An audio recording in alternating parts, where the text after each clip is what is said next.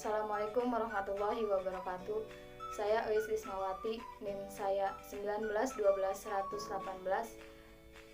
dari kelas PAIA semester 4 mata kuliah Administrasi Pendidikan dengan dosen pengampu Ibu Helna Nelis MPD. Di sini saya akan sedikit menjelaskan tentang administrasi kesiswaan dalam pendidikan, yang dimana materinya itu ada orientasi administrasi pendidikan, tujuan dan fungsi administrasi pendidikan, ruang lingkup administrasi kesiswaan, kegiatan-kegiatan di dalam kelas, pelayanan perpustakaan, dan unit pelayanan bimbingan dan konseling. Yang pertama, orientasi administrasi kesiswaan.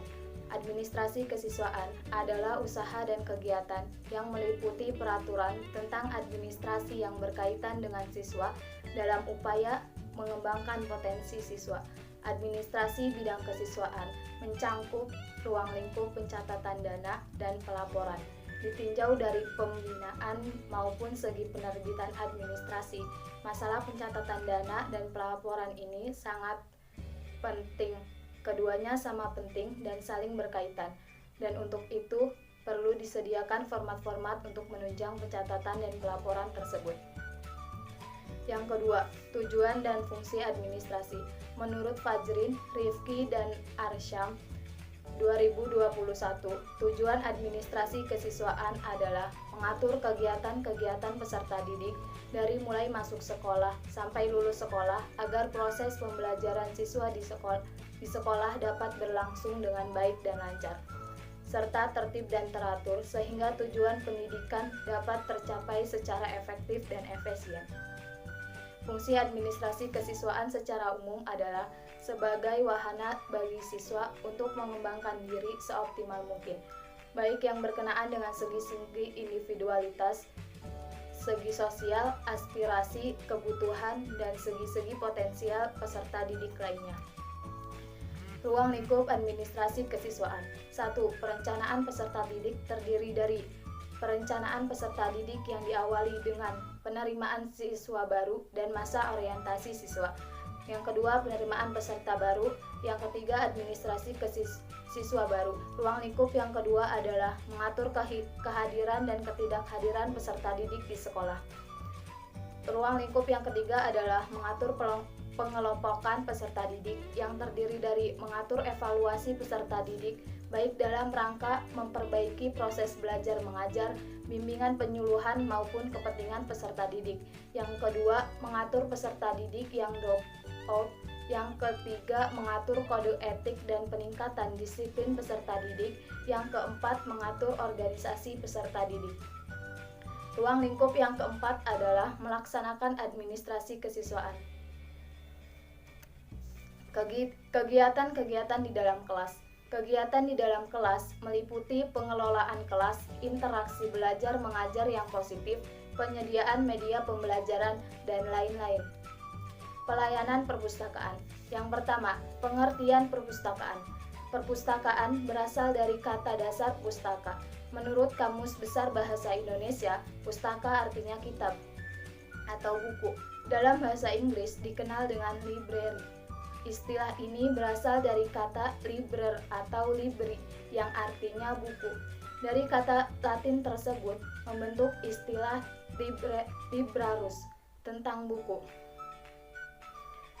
Keberadaan tugas dan fungsi perpustakaan adalah dalam rangka melaksanakan Tridharma perguruan tinggi meliputi pendidikan, penelitian atau riset, dan pengabdian kepada masyarakat. Perpustakaan sangat penting pada setiap institusi pendidikan tinggi, sehingga semestinya setiap lembaga tersebut memiliki perpustakaan yang lengkap dan berfungsi dengan baik, serta dimanfaatkan secara maksimal. Yang kedua, unsur layanan perpustakaan.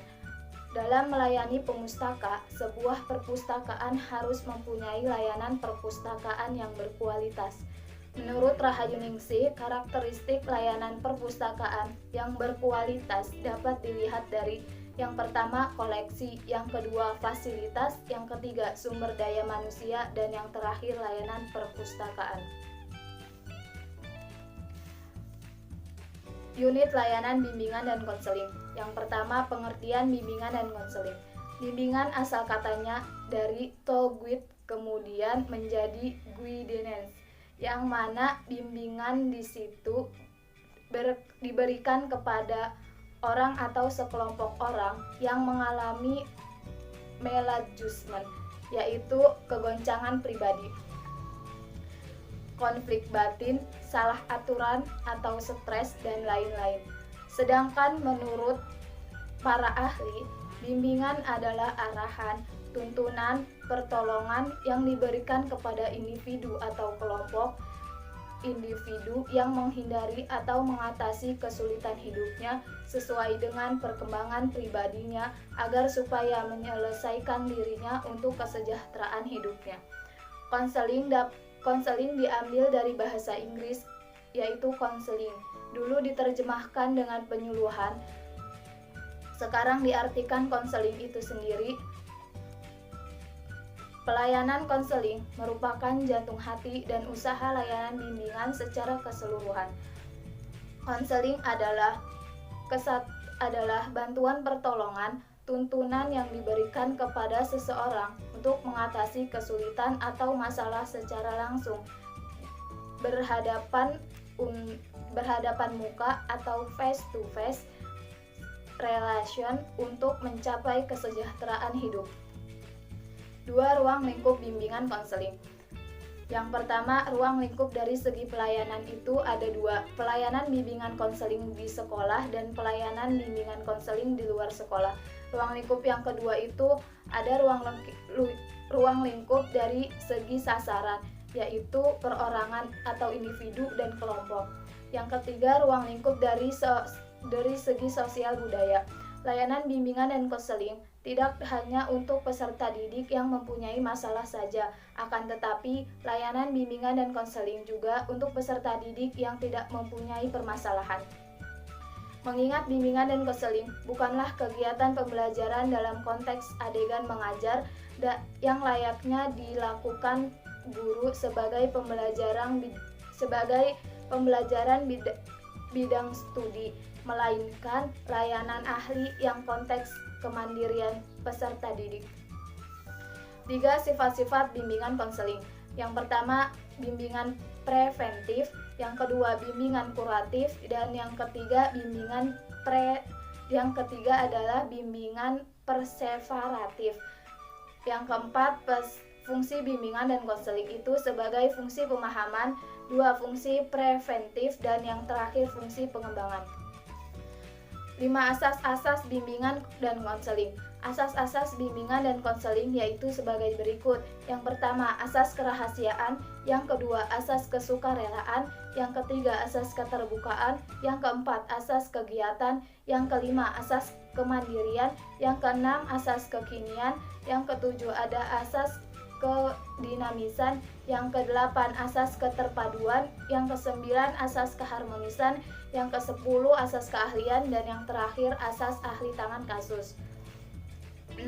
Tujuan bimbingan dan konseling. Tujuan bimbingan dan konseling diantaranya sebagai berikut.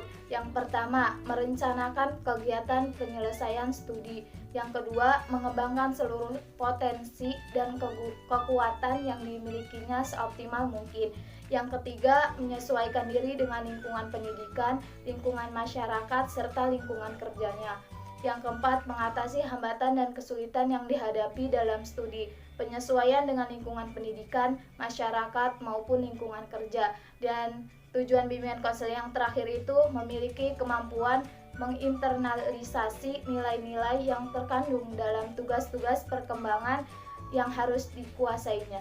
Sekian dari saya, kurang lebihnya mohon maaf. Wassalamualaikum warahmatullahi wabarakatuh.